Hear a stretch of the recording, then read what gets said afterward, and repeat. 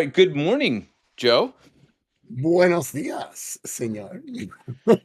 and Good morning, Irving. welcome to Masters of Influence. So I'm Jeff Larrett. I'm here today with Joe Rojas. We're co-hosts of Masters of Influence podcast, and today we're going to explore one of the more dangerous forces in leadership and decision making, which is this pressure for absolute loyalty and silencing of dissent. Since I've done most of the research, we've decided that I'm going to do most of the speaking, though Joe may cut in and straighten me out when I go astray or say something that makes absolutely no sense, which I am prone to do from time to time.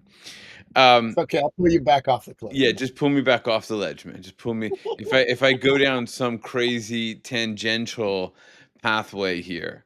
I do think this is an important episode in terms of what is happening today and in terms of understanding power dynamics in the government, power dynamics in how we want to run Mm, the government, mm, even power mm. dynamics in a democracy or in decision making. And it was the other day I watched a movie called 13 Days. I don't know if you ever watched 13 Days, Joe. I saw it a while ago. I haven't, but it was yeah, But it's about JFK and the Cuban yeah, Missile Crisis. yeah. And we're going to talk about the Cuban Missile Crisis, which is kind of why I watched this. Um, And at one point in the film, Kevin Costner, he's the star, he's the advisor to JFK. He yells into the phone that the most important thing in politics is loyalty. You have to learn Mm. about loyalty. And loyalty means falling in line, right? It means doing what the leadership says you should do. And I think today's concept of loyalty really rewards sycophants and discourages thinking. It punishes dissent, and it's this kind of sycophantic loyalty that we praise today, or that we're after today, and that in particular, the Trump regime is trying to enforce, that almost led to a nuclear war 60 years ago. And that's why it's terrifying to me, and I think it should be terrifying in general, when the New York Times reports, as they did on July 10th, that the FBI is now using polygraph tests to identify employees who might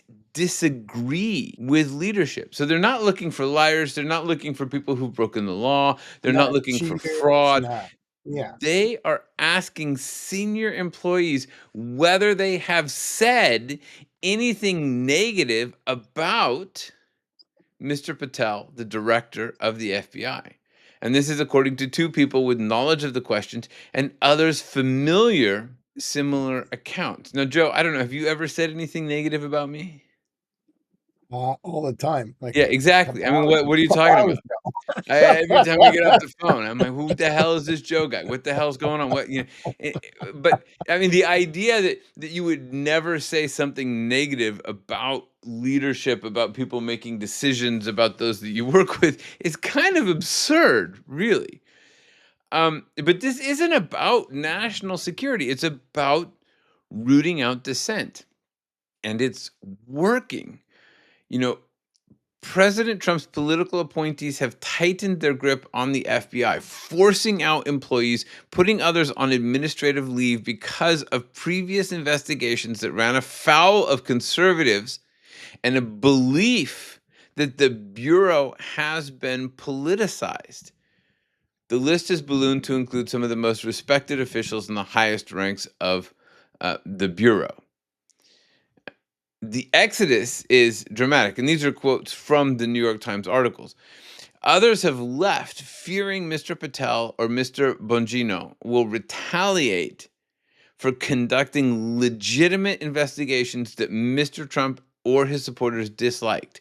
So, top agents in about 40% of the field offices have either retired, been ousted, or Whew. moved into different jobs, according to people familiar with the matter and an estimate by the New York Times, which began tracking the turnover once the new administration arrived. And what I think is interesting about this is not only the FBI issue, because we can see this in the FBI, but throughout the government. You see this in the House with people, no longer running for office. We see people running Yeah. away from positions. You talked about people in the army resigning because they don't want to Resigning, participate in this. retiring, they don't wanna participate, and you saw it even, there's the people leaving and the people that they're getting rid of, and that happened right out of the gate with the administration, the FBI. Anybody that was investigating anything, gone. Same thing with Doge. Anybody that was investigating Tesla, gone. It happened all across the board. But the big question, Jeff, is why should this be terrifying you right now? Why does this keep you awake at night? All right. So it's terrifying because we've seen where this leads. And it gets back to the nuclear war issue that I mentioned a minute ago. When leaders demand absolute loyalty and they silence dissent, catastrophic decisions Mm, follow. And you actually see this time and time through history around how groups followed down these leadership pathways that made no sense. But the one that I'm particularly interested in is in modern history and this one disaster. And if we hadn't been able to overcome the lack of dissent, if we hadn't encouraged dissent, we may not even be here today because everything would have been destroyed in a yeah. nuclear war. We'd all be slag in some sort of nuclear waste slag pile, right? So that's why I think that to understand why dissent isn't just valuable but essential for survival, we need to go back to um, the April 1961 Bay of Pigs, this catastrophe, Yeah. and to a young president who learned the hard way how important it is for us to have dissent and encourage dissent. So we're going to talk about that. We're going to talk about the lessons learned, and then we will get into how these lessons have been applied in order to ensure better outcomes. Sound good? Sounds like a plan. Let's do it. All right. So, part one is the Bay of Pigs. So, picture this, it's April 17th, 1961. The sun is just rising over the Bahia de Cochinos, the Bay of Pigs on Cuba's southern coast. And in the pre dawn darkness, about 1,400 Cuban exiles are making their way towards the shoreline in small landing craft. Now, these men, organized as Brigade 2506, were secretly trained and equipped by the CIA. And their mission was to overthrow Fidel Castro's communist government and to Mm. liberate their homeland. But from the first step, everything went wrong, right? So the plan seemed straightforward. We had airstrikes, and they were supposed to cripple Castro, and then the exile brigade would land and go through the swamp and establish a beachhead in the swamp, and then inspire this popular outrising throughout Cuba against Castro, and the United States would provide this covert support while maintaining all kinds of plausible deniability. Which didn't work, okay? How did that go, Jeff? Instead Tell me. Portray, instead, say we had it. a master class in how good intentions, if you can really consider these good intentions, but we're just gonna say good intentions and flawed planning Yeah. created a disaster. So, the airstrikes didn't disable the Cuban Air Force. The Cuban forces, having been informed in advance about the invasion, responded really quickly and really strongly. And several of the invading ships were sunk or disabled before they could unload their supplies. So, critical equipment for the invasion was stranded offshores. Paratroopers, there was more than one. Paratroopers Yeah. landed in the wrong locations, and so they scattered their forces, and they were unable to support the main force. Now, President Kennedy, back in the White House, looking at the reality of the situation, he saw what was happening. He was really concerned that this would escalate and become a conflict with the Soviet Union. So he decided to provide less air support and he pulled back on the US military. So this meant Mm. that the exiled forces uh, he left the exiled forces completely on their own against Castro's military. So now you've got 1,400 ill equipped men in a swamp With no fighting air cover. against an army that was not weakened by airstrikes. So, Joe, what do you think the outcome of this little adventure was? The inevitable, right? It's like they're gonna get crushed by the machine. They I lost. mean, they're gonna get crushed by the I mean, machine. That's I don't kinda think it's how it's too gonna much of go. a This spoiler to say that Cuba was not overturned by this Yeah, adventure, right? yeah, I mean, the invading force was outnumbered, it was outgunned, and after 2 days of fighting, all of the invaders were killed or captured. 1,100 survivors became prisoners, and this is the best part, they were ransomed back to the US in exchange for $53 million worth of food and medicine. So not only did it fail, but we ended up giving the Cubans they had to give $53 them money. million, right? In So 1961, by the way, so, yeah, that just was for back when $1 million go was real money. go figure out what that is today.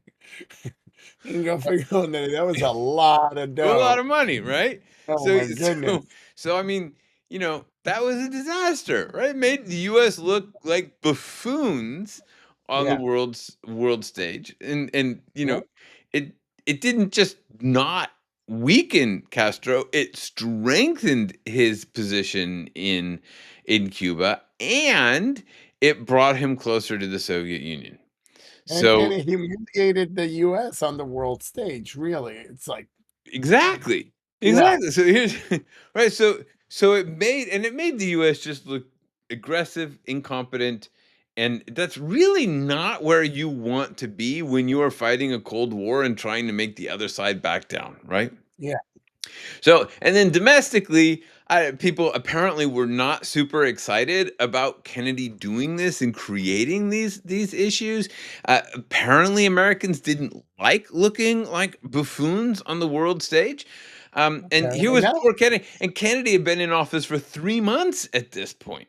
woo, And so within 3 months, he had already presided over one of the most spectacular foreign policy failures in American history. Now, to be fair foreign policy was also a pretty new concept, but still, yeah, it was a pretty big deal, and it kind of sucked for him that it happened in the first 3 months. Now, mm, here's the most important part of all of this. Kennedy hadn't wanted to go ahead with the Bay of Pigs invasion. yeah, he He had his had doubts. serious doubts about the plan, and so did his advisors.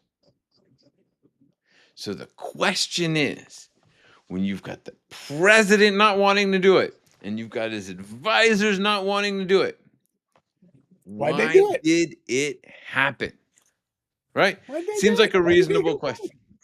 Yeah, So the reason was that Kennedy saw what he perceived as strong consensus among his team. His advisors seemed pretty unanimous in their support of the operation. The CIA presented the operation as a well planned, low risk type of thing with a high probability of success because it's that anybody who comes up with a plan like that, like they're going to go to you and say, "This plan really sucks, Mr. President, and we're no, no, but probably going to fail." Right?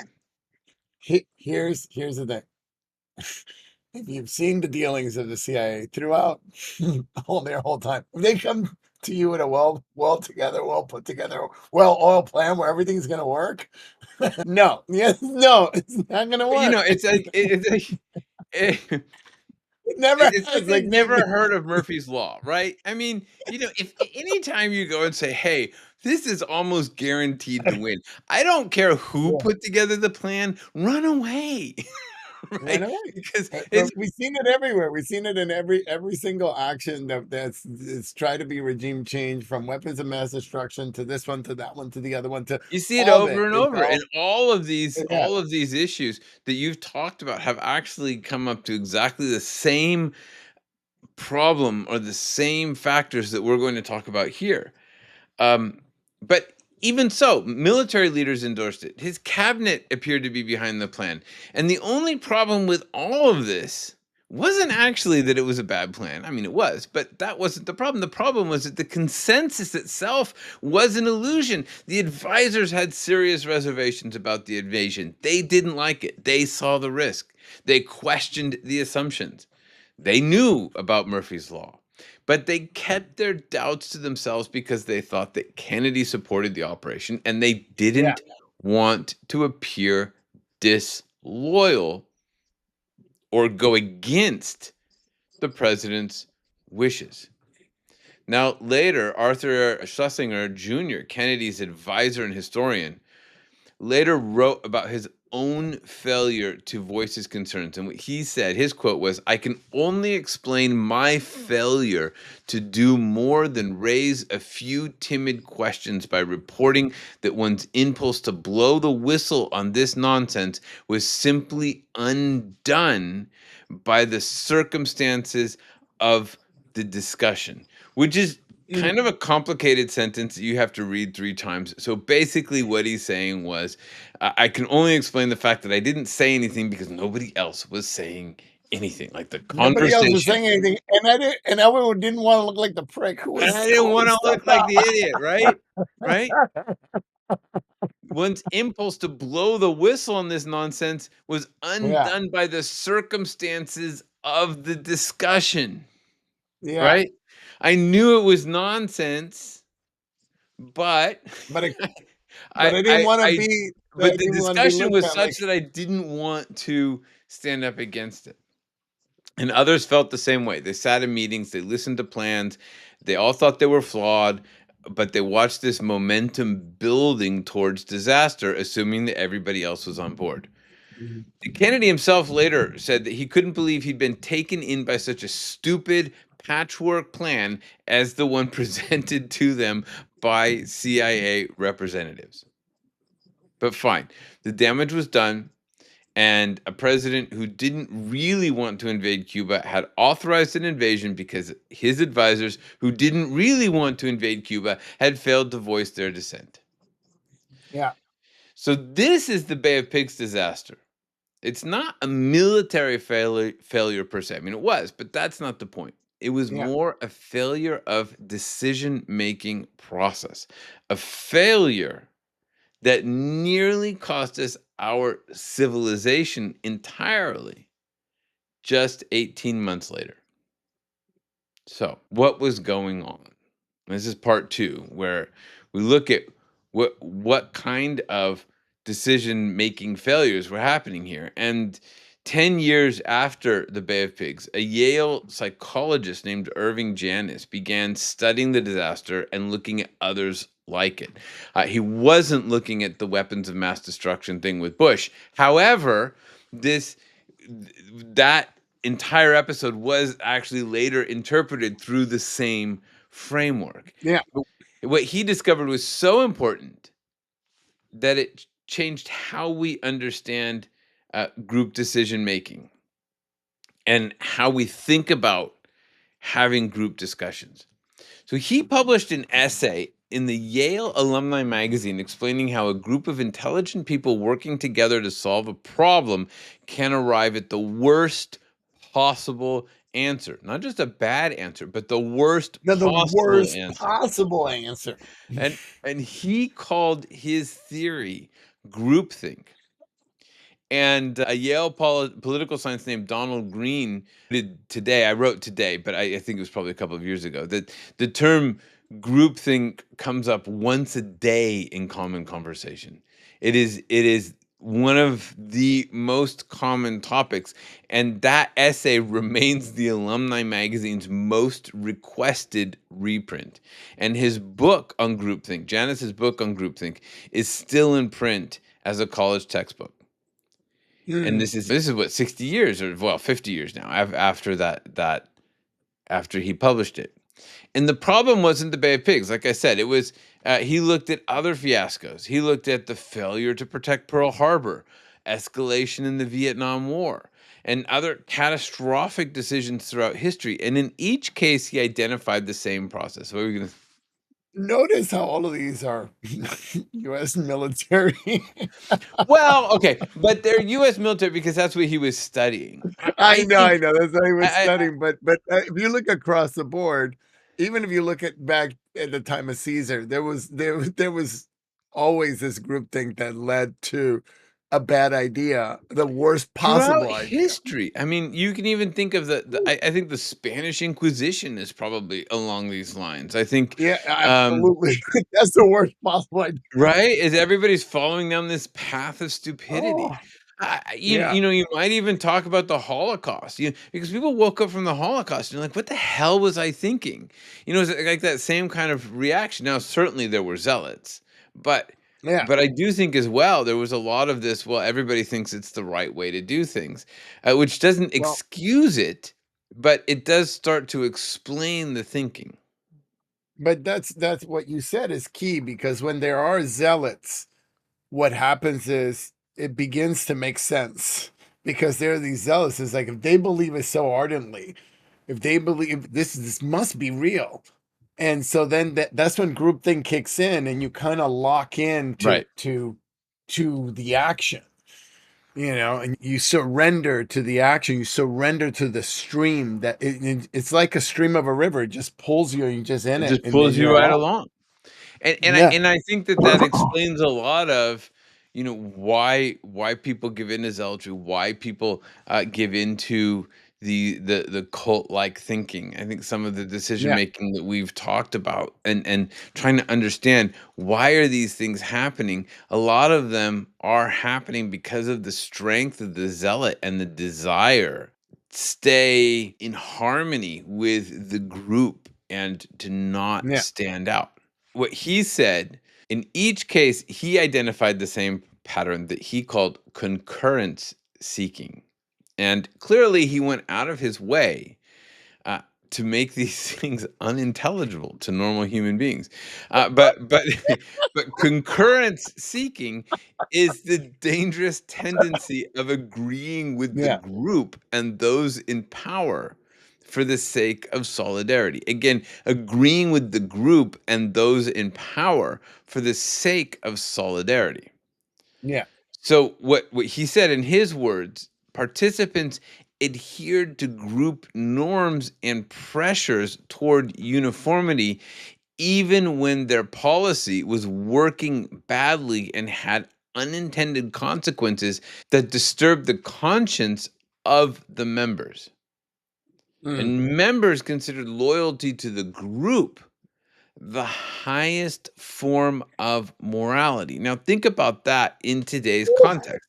Members considered loyalty to the group the highest form of morality, Yeah. right? This is Mean, exactly yeah. what we're seeing at the FBI today, the elevation of loyalty above confidence, above honesty, above the very mission that these institutions are supposed to serve. And that's not just in the FBI, that's in government It's today. That's in it's in the whole administration. it's in the whole administration. Is this idea of loyalty, that it's you aren't loyal to the organization or to the country, you are loyal to me Yes. as the leader, which Listen, is go ahead. a few months ago, they had a cabinet meeting where everybody was just going around and paying their tribute to the leader, and it was so gross. It was just like so blatantly disgusting and like I was watching it and I was just like Yeah. I wanted to throw up because it was like, oh, you are the best leader in the world, and your leadership in the border, and your leadership at the FBI, and your leadership at the, and it was like this. It was exactly what you just described, but Right. to the extreme, and it's every single cabinet member. And when you're there, you know you're in trouble. Well, and that's the mechanics of enforcing the zealotry. And when you're there, yes, you know you're in trouble because you know that your decision making requires then that the leader have all of the good ideas and that the leader effectively presents those good ideas. So one of the things that I think Trump does is he presents a confusing idea. He presents an unfinished idea, and then he lets his team try and figure out what he wants from that idea. And then he praises the bit he likes and then tears apart the bit that he doesn't like, which takes away all of the thinking. See, I think that there's almost no thinking happening. The other thing that he'll do is look at, well, how is this playing in the media? And if your concern, if your policy, your international policy, your governmental policy is based on the opinion of the media, and the media at the same time is trying to curry favor with the leadership, then there is no strategic thinking happening. No, no, there's just a closed loop. And what's happening is all the outlets that are dissenters are being cut down, shut off, sued, terminated, Exactly. And leaving. and so as a result, there's no strategy, there's no thinking, there's no planning, there's no real understanding of what's going on. And this isn't just an academic concept. It's a constant threat that organizations battle every single day. So, in corporate boardrooms, military command centers, government cabinets, small teams, Mm, even our team, the pressure to conform and avoid rocking the boat leads to spectacularly bad decisions. And the symptoms are always similar, this illusion of unanimity where dissent is suppressed and there's direct pressure on dissenters to conform. And mm. then you get this emergence of these self appointed mind guards who protect the group from contrary information. And Janis calls this an illusion of invulnerability, where the group becomes overconfident in its decisions. Now, think about this in terms of what we were talking about with Palantir, with information, with social media, and with enforcement by social media individuals of a certain norm. And that's groupthink on a massive scale. You can think of Yeah, social media, and I would say it's happening on in all dimensions, but especially on the more conservative side of social media and the more right-wing side of social media, this drive to conform and these mind guards that are forcing everybody to conform to a certain norm, you know, and uh, this norm uh, isn't even well defined. It's a sloppy sort of emotional, going with the flow kind of, we have in Florida now a requirement that airports report on their weather manipulating activities.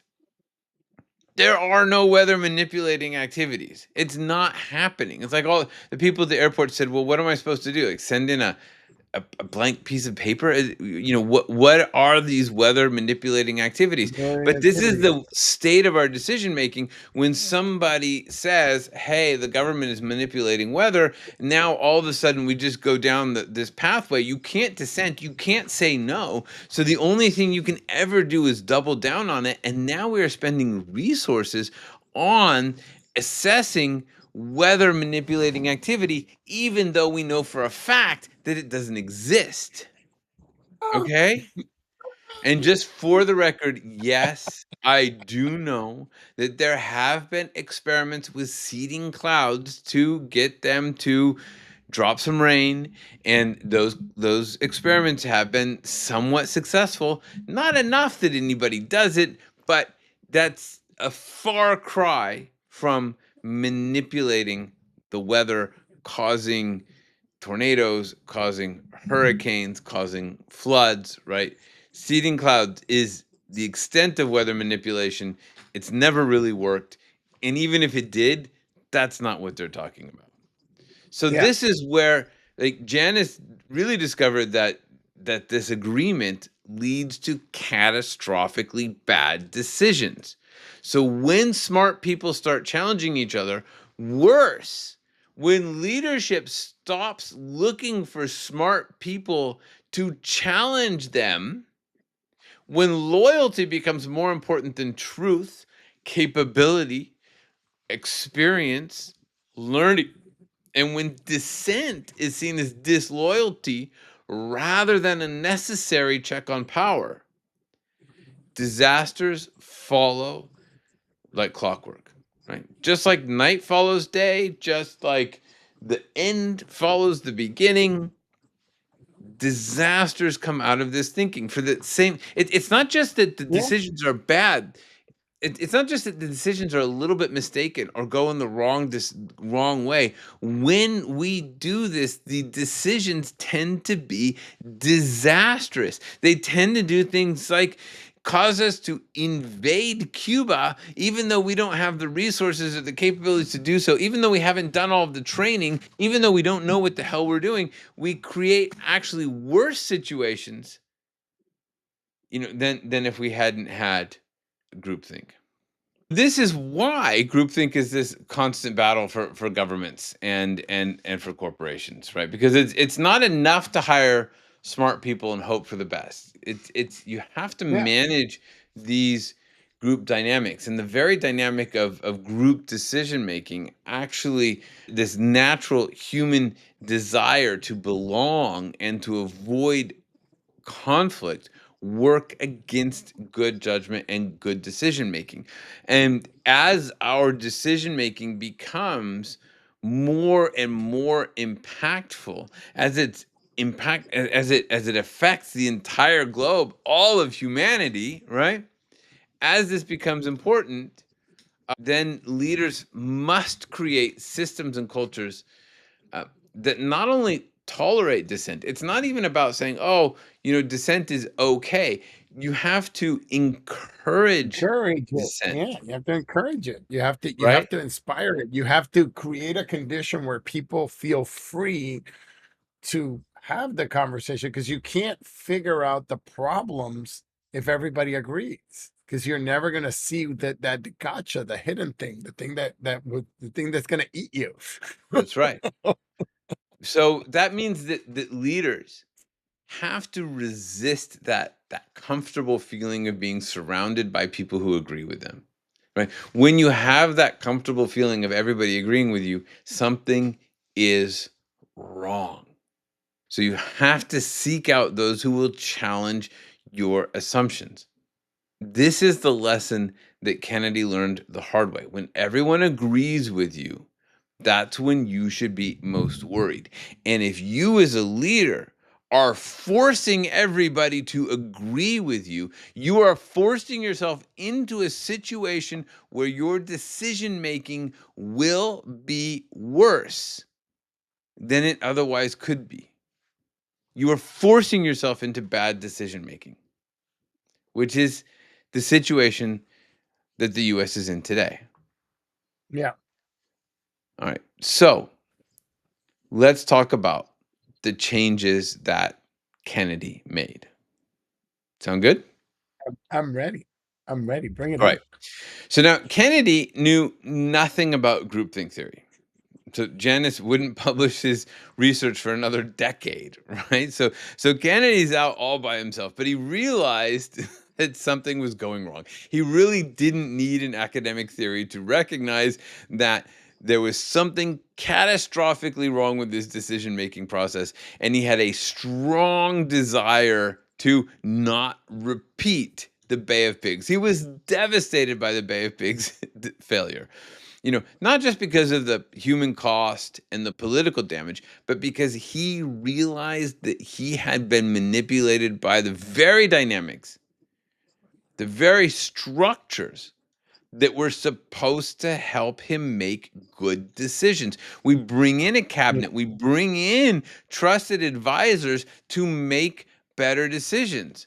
But he had relied on this apparent consensus of the strategic advisors only to discover that the consensus was a mirage, that everything that he'd created Yeah. had only served to lead him down the wrong path. Yeah, it's a delicate line that leaders have to play because you have to rally the troops. You have to get everybody excited and aligned, and then nobody wants to get out of line. And then people Nobody, don't and want to so get you, out of and if line. you and if you don't create room for dissent, if they think that they have to do and say whatever they have to do to please you and to stay on the good side, you're screwed. He realized how screwed he was. He's like, I'm so screwed. How do I fix Like, this? this is not So, good. And I yeah, think it's also interesting, like it's if you go back to Cold War times, I think looking at it now with some perspective, you realize that this was really the first time in human history where the consequences of the actions and decisions that one president would make had potential implications for the entire globe, for the yeah, entire population. You're now for the entire looking species. at Yeah, missiles coming over to the US and killing tens of millions, hundreds of millions of people. And that hadn't happened before. We hadn't dealt with this kind of thing before. The decisions that we were making up until this point weren't global decisions. But the Cold War brought us into that world of global decision making, of consequential decision making for human beings. I actually think it's interesting to think about this for a little bit because the decision making that we were making or we are making, these are all human created problems and they're all human created issues. None of the things that we're deciding matter for the planet. None of the things that we're deciding matter uh, for the universe. Even if we destroy all of humanity, the planet doesn't care. The universe nope. doesn't care. We're It will all go only ticking dealing along. with human created problems, human created issues. And they're taking on this importance because of the importance that we place on humanity. So we have now these decisions that are being made that impact all of humanity and all of our existence. So this is what Kennedy's dealing with. He's really at the very beginning of this type of thinking, and he made some decisions that changed the course of world history. And he restructured to deal with these things that we're talking about. He restructured his administration, changing how the group made decisions, specifically to encourage dissent and to prevent the kind of false consensus that had led to the disaster of Bay of Pigs. So let's Yeah, talk about what he did. First, he began to actively invite dissenting opinions. So he made it crystal clear to everybody that disagreement wasn't just tolerated, it was valued. He encouraged his advisors to speak freely, to challenge assumptions, and to critique proposals without fear of reprisal or appearing disloyal.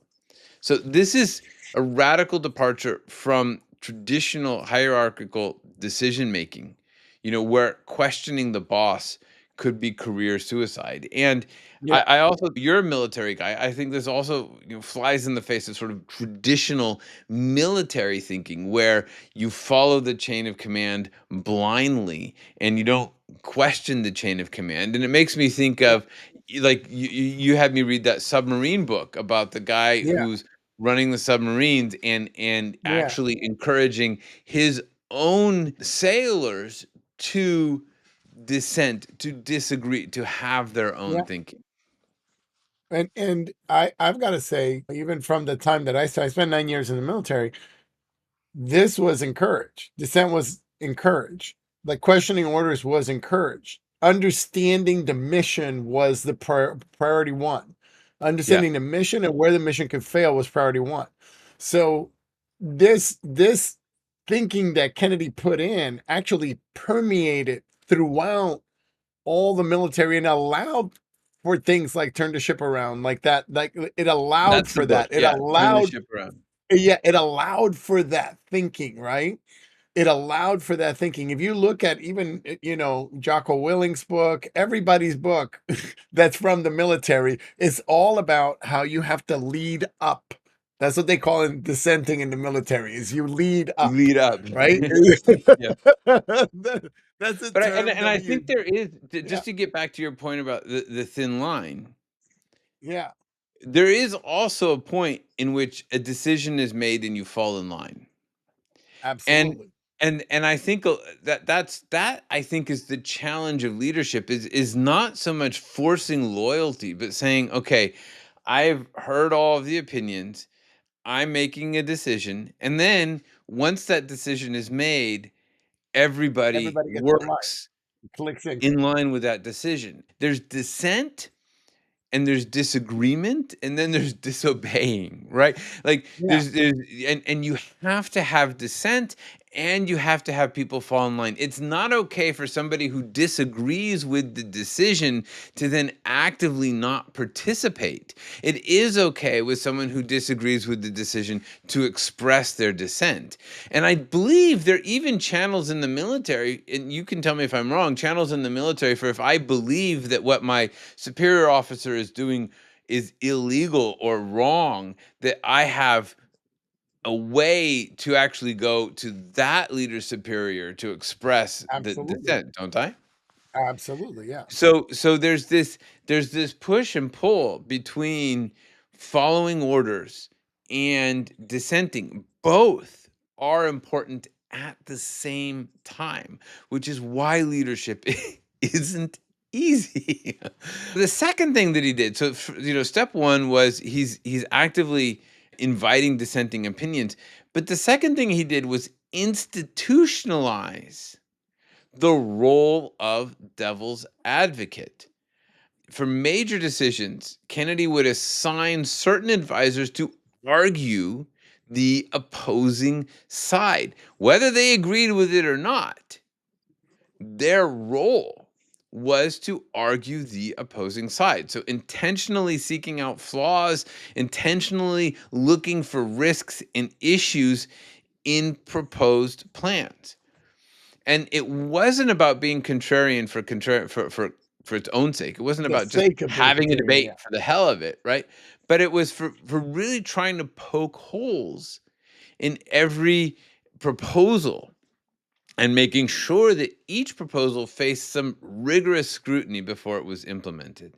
And it was pushed and prodded and thought differently. Because even if you don't necessarily agree with the position that you're taking, if you take that position, you will find flaws in the proposals. And I think that Yeah, we're so obsessed now with making sure that we're all in agreement, and we think that taking a position on something means that we believe that position, right? That we advocate that position, which just may not be the case. Just because yeah. you are arguing it, I guess advocating is the right word, but just because you are advocating the position doesn't mean that you believe it, doesn't mean that that's who you are. And in No, fact, there's sort of this interesting parallel. Tibetan monks are required to argue multiple sides of an argument before they can even earn their monkship. I don't know, what is it. What is it called when I you don't become know. a, but before you can become a monk, you have to be very skilled at arguing for and against all of these different philosophical ideas, because it's only through that that you can get true understanding. So he Yeah, implemented the devil's advocacy, And then he restructured his meetings to avoid domination by a single viewpoint. So he would split large groups into smaller groups for discussion, and then he'd bring them back together to compare their conclusions and their ideas. This technique minimized conformity pressure and ensured that minority opinions had some space to be heard and some space to develop. And perhaps most importantly, he would remove himself from some meetings. It sounds counterintuitive, but just your presence there sometimes drives the narrative, even if you're saying absolutely zero, nothing, you're not talking. But the Yeah. fact that you're there, if people think, "Ooh, this is gonna carry good favor for me. This is I'm gonna agree with him," even if they don't agree, that's a problem. Well, and I think that's what Kennedy realized, that there's this idea that the president should be present for all important discussions, but he realized that his presence would skew the conversation. No matter what he said, he was still president of the United States. No matter what he said, he still had this aura of presidency. So advisors had a tendency to tailor their views to what they thought he wanted, or at least what they thought the office of president wanted to hear, rather than offering an honest assessment. So when he stepped out of the room, he could create this space for more candid discussion. And then finally, he expanded his circle of advisors to include a broader range of perspectives rather than just those who agreed with him, rather than just his inner circle. He looked for external experts, military and civilian leaders, and people with different backgrounds and viewpoints. And it was this diversity of perspectives that was designed to prevent the kind of insular thinking that had led to the Bay of Pigs disaster. And I do think you can see this as well in history. I think that good leaders have a tendency to bring excellent advisors to the table. I think this is one Yeah, thing that Obama was very good at, was looking for people that were smarter than him, looking for people that had ideas that were better than his. I actually see this a lot in Pete Buttigieg. That's one. I think one of the yeah, things that I really like about Pete Buttigieg is that he brings in ideas and thoughts and um, leadership that doesn't necessarily agree with him. And this is not just a liberal thing. So I think that one of the things that McCain was good at was absolutely, was doing that kind of thing, absolutely. right? Like Yeah, one of his famous quotes is to this woman who said that Obama was evil, and he said, "No, Obama's not evil. He just has a different opinion. He just sees things differently." And I think he probably wouldn't have been a terrible president, uh, yeah, because he did have this understanding of bringing in advisors and bringing in people to counter what he's saying and ensure that he wasn't going down this pathway towards groupthink. There's an issue with this, though, in that it does also create a messier situation. And in the yeah, time of everything being recorded and everything being broadcast and everything being memed, that messiness looks like you don't know what you're doing. It looks yeah. like you are encouraging bad ideas. And in a way, you are. Because if you're not encouraging bad ideas, then you don't know which It ideas won't are the good ideas. you can't get to the good ideas. And, as you were speaking, one of the things that occurred to me is that, this, um, you have to kind of create a soft underbelly that can be poked and prodded, right? And you have to be okay. You have a hard shell so that you can be poked and prodded in the soft underbelly, and then you can make a decision. And when I thought about this, I was thinking about that. And as I thought about it further, I thought this administration is all soft underbelly. So they can't take any poking and prodding because there's no hard shell. There's no real That's substance. There's really no it's such an interesting way to put it because I do see the same thing. I see that this current administration, the current regime is yeah, very weak and very soft and very sensitive. It's that thing that you're talking about. They don't have the hard shell. I think that you can only take positions like this from a point of confidence. You can only encourage dissent when you are confident in yourself or your abilities. yeah. That might be the wrong way to say it. I think you can only do that when you are confident that you can. Well, I guess I, what I'm dealing with is I would say necessarily that mean. I would say it a little bit different. Yeah, how would you say it? I would say you could only take a position like this when you understand your own values and convictions. If your own values and convictions are That's fair. malleable to the whim of whatever the public opinion is, and you won't stand by your own word, Right. and you have zero integrity, you will not stand by your own word in order to please others and to please the public and to please the other whoever you think is he looks at other authoritarians and he wants to please them and he will say and do and all that. If you have no your own moral compass is broken and your own integrity is compromised, if you don't have a stake in the ground that or a thing that you're willing to die for, die on that hill for that, then it's impossible because there's no hard shell. It's all soft underbelly. It's all soft underbelly. It's And all I it's think that's all the way. So yeah, because I think that's when I went down the path of confidence. When I think of it as confidence, I think that's wrong because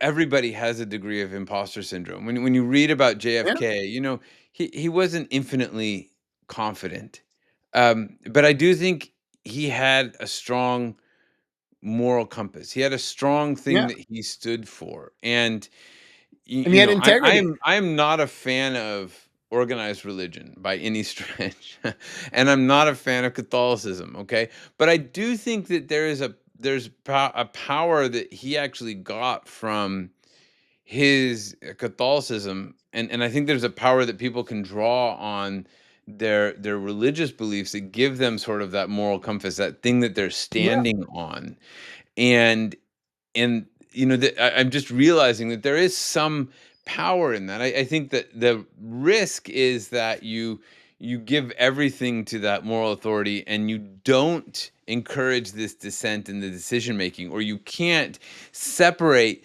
that morality from logic.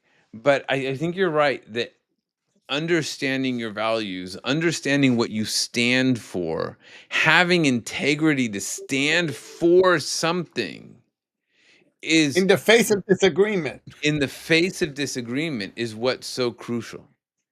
Yeah, Because that's what gives you the strength to listen to disagreement and to yeah, assess disagreement and to realize that the disagreement isn't about you as a person, isn't about your value because you still stand on your values.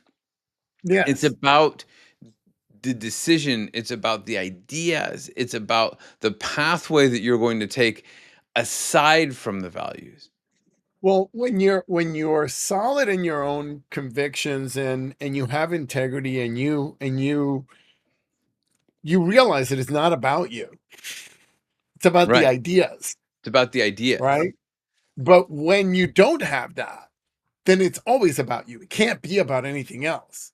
It's always about what whether you're right or wrong, or whether Right. you have a good or bad idea, or And whether there's you that soft underbelly again. and And there's and that if soft you have underbelly that yeah, and I think one of the things that we had, this kind of goes back to the mob boss and the game theory concept. Yeah, I And I think remember one that. of the things that we really had during the Cold War was a conviction that we had some sort of moral authority. There was a belief in the American system. There was almost to the point of naivete, really, but there was a strength in our conviction that we were doing right by the world. I think that was really true, and I think we've lost a lot of that. But to your point around having those values, when you have that value structure, then you aren't so worried about dissent in the decision making because you know that we all share the same values. And I think Yes. one of the things that I see, one of the things that disturbs me about the current regime is that I don't share their values. Yes. It's not even the decision making, it's the value. So I think that's a crucial observation, Joe, that it's not just your confidence as a leader, it's your confidence in Yeah. your And value system. I'll go as far as to say that he's super confident because when he takes a That's thing, right. he goes all in on confidence. He's like, "Yeah, no, this is the way it is. That's it," and he'll go all in. So it's about that core, Yeah. right? Because he is certainly like he speaks with At confidence, he least at acts least with he confidence. It presents is what confidence. attracts people. He presents, but confidence is a game. That's why they call it con game, right? Because Yeah, confidence is a game. Confidence is about present. Confidence is always a facade, but what's behind it that's is your interesting. integrity, is your see, I want to make it not like I hate using the word morality because it has such a Agreed. secular kind of Like a but religious, it's not secular, yeah, like religious a sort of, religious, yeah. yeah, like I'm sorry, a religious connotation, and I want to move it away from that. It's really about your core identity and your belief in a certain set of principles that guide your actions, Yeah, distinct from religion, that say this is what fairness looks like in the world, and I stand for that level of fairness. And I think that if you're leading this country in particular, you have to operate from that place. And he just doesn't. He doesn't. So he can confidence to me is right. always like But I yeah, because his yeah, confidence appears to me as insecurity, and confidence yeah, often appears to me as insecurity. And I think that what we had was we had um, conservatives and liberals for a long time, or at least in the post-war period, who shared the same values and convictions, and there was a value for truth. There was a value for scientific development. There was a value for um, I'm going to say diversity, but I mean diversity of thought, diversity of ideas. I yeah, think when you really look back on the post-war period, there was sort of an energy around ideas and energy around this type of thinking that aligns exactly with what you're talking about in terms of values that was so important. And that's why it didn't matter. It didn't matter that you had differing opinions because you knew who you were. yeah, And now the who you are is only determined by how many likes you get, how popular you are, how much people think. So there's no leadership. There's no true leadership. yeah, True yeah, leadership comes back to this type of thinking, right? Because this isn't minor tweaks. This isn't little bits that changes to how meetings were run, right? These are fundamental reimaginings of presidential decision makings within that value system. yeah, Kennedy was deliberately making his job harder. He was deliberately creating conflict and disagreement in his administration because he understood that comfortable consensus was the enemy. And these changes weren't popular with everyone. Some they're advisors not, they couldn't be. really found the process messy and time consuming, like we said, right? Others were just uncomfortable with the increased scrutiny and challenge. Yeah. But Kennedy persisted because he knew that his next major crisis might not offer the luxury of learning from mistakes. And it turns out that he was right. Just 18 months later, the world teetered on the brink of nuclear war, a much more serious conflict. And Kennedy's new approach to decision making might have been the only one that saved everybody. Okay, with that, we will end this week's episode of Masters of Influence. We decided to separate this into 2 episodes because it's a bit long, and this is a good place to stop because we leave the loop open to make sure that you come back next week. It's all about building numbers. But anyway, we'll be right here next week. We'll talk about the next disaster that Kennedy faced and how he used some of these changes to avoid global catastrophe and what that means for us today. So let us know any thoughts or observations you have on groupthink. Where do you see it in your world? Have you taken steps to avoid it? Do you think others need to take steps to avoid it? What might happen if we build an entire government enforcing groupthink rather than encouraging dissent and debate? How do we counter groupthink in the social media era? Any thoughts you have on any of this, let us know, and maybe we will talk about it next time on Masters of Influence.